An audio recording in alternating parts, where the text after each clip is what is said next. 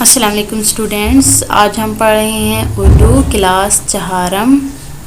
آج ہم پڑھیں گے محنت کا پھل۔ سبق محنت کا پھل کی آپ لوگوں نے فل ریڈنگ کرنی ہے۔ جیسے یہاں پہ آپ کو میں تھوڑا سا آئیڈیا دے رہی ہوں کہ سبق میں ہمیں کیا بتایا گیا ہے۔ اس سبق میں ہمیں ایک غریب لڑکے کے بارے میں بتایا گیا ہے جو ترکستان کے شہر فاراب میں رہتا تھا۔ وہ بہت غریب لڑکا تھا اور اسے علم حاصل کرنے کا بے حد شوق تھا۔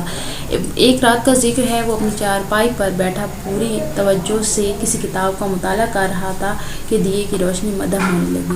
اس نے بتی کو اونچا کیا، روشنی ہوئی تو ضرور مگر بہت جلد ختم ہو گئی۔ اب جو اس نے دیے پر نظر ڈالی تو یہ دیکھ کر اسے بڑا افسوس ہوا کہ تیل تو دیے میں ہے ہی نہیں تو روشنی کیسے ہوگی۔ اس کے پاس تو تیل خریدنے کے پیسے بھی نہیں ہیں۔ اس حالت میں بہتر تو یہی تھا کہ وہ کتاب کو ایک طرف رکھ کر سو جائے، مگر ابھی تو اسے پورے 2 گھنٹے اور بھی پڑھنا تھا۔ وہ گھنٹے کس طرح ضائع کر سکتا تھا؟ دیے کے اس طرح بجھ جانے کا اسے بڑا افسوس تھا۔ وہ اپنی کوٹھری سے نکل کر دروازے پر آ بیٹھا۔ رات کا اندھیرا ہر جگہ چھایا ہوا تھا، کہیں کوئی چراغ جلتا ہوا دکھائی نہیں دے رہا تھا۔ سب لوگ آرام کر رہے تھے۔ اتنے میں اس کی نظر روشنی کی ایک ننھی سی لکیر پر پڑی جو شاید دور کسی دیوار پر دکھائی دے رہی تھی۔ اسے دیکھتے ہی اس کے دل میں خواہش ہوئی کہ کاش یہ روشنی اس کے گھر میں ہوتی۔ روشنی دیکھ کر وہ اٹھ بیٹھا اور معلوم کرنے کے لیے کہ یہ کہاں سے آ رہی ہے ادھر قدم اٹھانے لگا جدھر سے روشنی آ رہی تھی۔ اپنی کتاب وہ ساتھ لے آیا تھا تاکہ موقع ملے تو اس کی روشنی میں باقی کا صفحہ جو ہے وہ پڑھ ڈالے۔ کچھ دور جا کر اس نے دیکھا کہ وہ روشنی جو قندیل سے نکل رہی ہے وہ محلے کے چوکیدار کے ہاتھ میں تھی۔ اس نے چوکیدار سے بڑے ادب کے ساتھ کہا، اگر آپ اجازت دیں تو میں قندیل کی روشنی میں کتاب پڑھ لوں۔ چوکیدار ایک نیک آدمی تھا۔ وہ سمجھ گیا کہ یہ غریب طالب علم ہے جس کے پاس تیل خریدنے کے پیسے نہیں، اور اس نے پھر اس کو جو ہے کتاب پڑھنے کی اجازت دے دی۔ ابھی اس نے کتاب پڑھی تھی تو چوکیدار نے بولا کہ اب تم گھر جاؤ اور مجھے آگے جانا ہے۔ تو لڑکا بولا، آپ ضرور آگے جائیے، جہاں جی چاہیے جائیے، میں آپ کے پیچھے پیچھے آؤں گا۔ چوکیدار قندیل اٹھا کر آگے چلنے لگا اور لڑکا پیچھے پیچھے۔ اس طرح مطالعہ کرنے میں اسے بڑی مشکل پیش آ رہی تھی، لیکن اس نے ہمت نہ ہاری۔ وہ 4 بجے تک پڑھتا رہا اور پھر چوکیدار کا شکریہ ادا کر کے گھر چلا گیا۔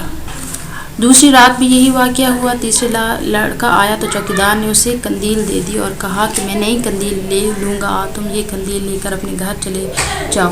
یہ لڑکے نے سنا تو اس کی خوشی ہوئی، اس کو بہت بڑا خزانہ ملا۔ کئی دن گزر گئے، پھر کئی سال۔ لڑکا جوان ہو گیا۔ جیسے جیسے اس کی عمر بڑھتی جا رہی تھی اس کا علم بھی بڑھتا جا رہا تھا۔ پھر ایک دن ایسا آیا کہ اسے اپنے وقت کا سب سے بڑا استاد بن گیا، اور یہ تھے ابو نصر فارابی۔ فارس کے اس عظیم مسلمان فلسفی اور سائنسدان کی وفات کو کئی برس گزر چکے ہیں، مگر اس کی عزت و عظمت میں کوئی فرق نہیں آیا۔ اس کا نام سب بڑے احترام سے لیتے ہیں اور لیتے رہیں گے، اور اس کے اپنے دیے کی روشنی ختم ہو گئی، لیکن علم کا جو دیا اس نے جلایا تھا اس کی روشنی کبھی بھی ختم نہیں ہوگی۔ نیکسٹ ہمارے پاس ہے اس کی مشق، اور مشق میں ہمارے پاس ہیں سب سے پہلے نئے الفاظ معنی۔ دیا ہوتا ہے مٹی کا چھوٹا پیالہ جس میں تیل ڈال کر روئی یا کپڑے کی مدد سے جلاتے ہیں۔ مفلسی کا مطلب ہوتا ہے غریبی۔ کوٹھڑی کا مطلب ہوتا ہے ایک کمرے کا چھوٹا سا گھر۔ سرہانے کا مطلب ہوتا ہے سر کی طرف۔ انہماک کا مطلب ہوتا ہے پوری توجہ سے۔ مطالعہ مطلب کتابیں پڑھنا، اور قندیل کا مطلب ہوتا ہے شیشے کا بنا ہوا ڈبہ جس میں بتی جلاتے ہیں۔ معروضی سوالات ہیں، درست جواب کے دائرے کو پنسل سے بھریے اور خالی جگہ میں لکھیے۔ ترکستان کے شہر ڈیش میں ایک غریب لڑکا رہتا تھا۔ استنبول، مشہد، فاراب، کرتبہ۔ نیکسٹ ہے غریب لڑکے کی چارپائی کے سرہانے ڈیش جلتا رہتا تھا، قندیل، بلب، مٹی کا دیا یا کوئلہ۔ نیکسٹ ہمارے پاس ہے دیے میں ڈیش نہیں تھا، پیٹرول، کپڑا، پانی یا تیل۔ نیکسٹ ہے 4 پہ رات ہونے کی وجہ سے ڈیش کی دکانیں بند ہو چکی تھی، گاؤں، شہر، محلے یا علاقے۔ کوشچن نمبر 5 ہے چوکیدار ڈیش اٹھا کر آگے چلنے لگا اور لڑکا پیچھے پیچھے۔ سامان، لکڑیاں، چارپائی یا قندیل۔ خوش خطی میں ہمارے پاس ہے حمزہ 2 طریقوں سے بنائی جاتی ہے، تشدید کے دونوں سرے برابر بنائیے۔ تو یہاں پہ آپ نے جو ہے یہ خوش خطی جو ہے آپ نے بک پہ ہی کرنی ہے۔ سوالوں کے جواب ہیں، سوالوں کے جواب اپنی کاپی میں لکھیے۔ یہ سبق کس عظیم ہستی کے بارے میں ہے اور انہیں کیا کہہ کر پکارا گیا ہے؟ تو اس کا آنسر آپ لوگوں کو پیج نمبر 102 पे मिलेगा और पेज नंबर 102 से आपने इसका आंसर अपनी नोटबुक्स पे राइट करना है। नेक्स्ट है, ये बच्चा अपने लिए रोटी और कपड़े वगैरह का इंतज़ाम कैसे करता था। और नंबर 3 पे है, दीवार पर पड़ने वाली रोशनी कहाँ से आ रही थी।